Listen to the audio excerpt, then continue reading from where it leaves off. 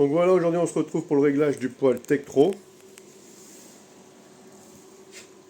Celui-ci.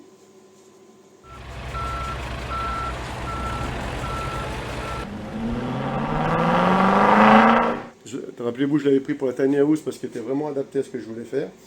Mais le problème c'est qu'il n'avait pas de mode stand-by, donc il permet de régler la température par exemple à 20 degrés et qu'il varie entre 18 et 22.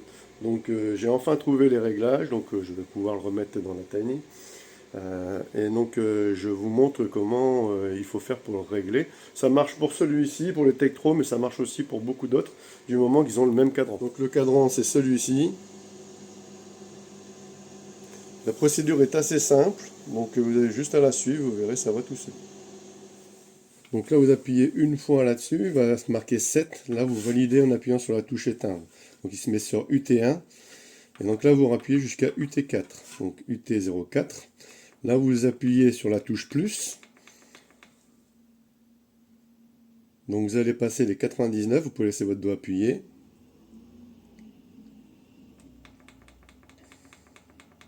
Et là, vous arrivez à A9. A9, vous validez en appuyant sur cette touche-là. Et là, vous allez... Et là, vous allez donc sur PR01. Et là, vous validez jusqu'à PR28.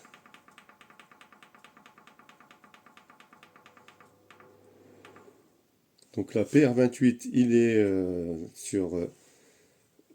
là, donc là il est sur 2 parce que moi j'ai déjà réglé, mais d'origine il est sur off. Donc là vous avez juste à appuyer jusqu'à 2, ça fait 2 degrés. Et là vous validez en appuyant sur le bouton off. Et là ça y est, c'est réglé. Donc il s'allumera et s'éteindra et va varier de 2 degrés. Donc si vous le réglez à 19, il va s'allumer à partir de 17 et il va s'éteindre à 21. Comme tous les poêles de ce genre-là, c'est le même système, mais là il n'est pas enclenché d'origine. Donc après il suffit de le rallumer. Et là c'est parti dans le mode automatique.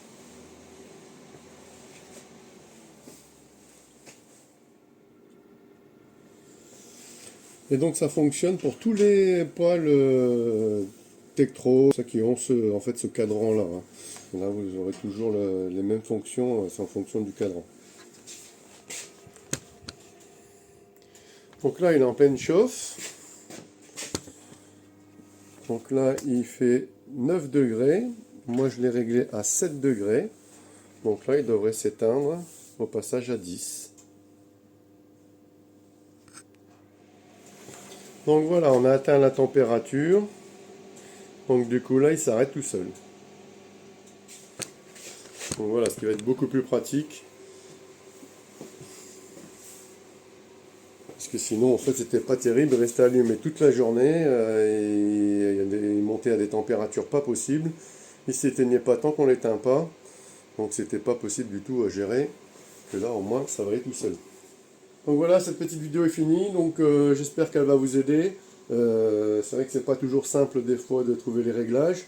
En plus, les fabricants ne veulent pas donner ce genre de renseignements, donc c'est pas facile de les trouver. Donc moi, les réponses que j'avais eues, c'est que celui-là ne le faisait pas, que ce soit par le fournisseur ou le fabricant.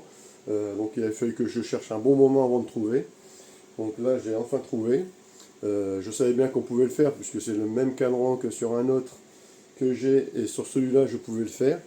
Donc merci à vous d'avoir regardé cette vidéo, donc j'espère qu'elle vous a plu. Bonne fête de fin d'année. Il reste la dernière vidéo qu'on va vous dévoiler, la transformation du four à pain en cottage. Donc n'oubliez pas de la regarder. Et n'oubliez pas de mettre un pouce et de vous abonner. Allez, à plus tard.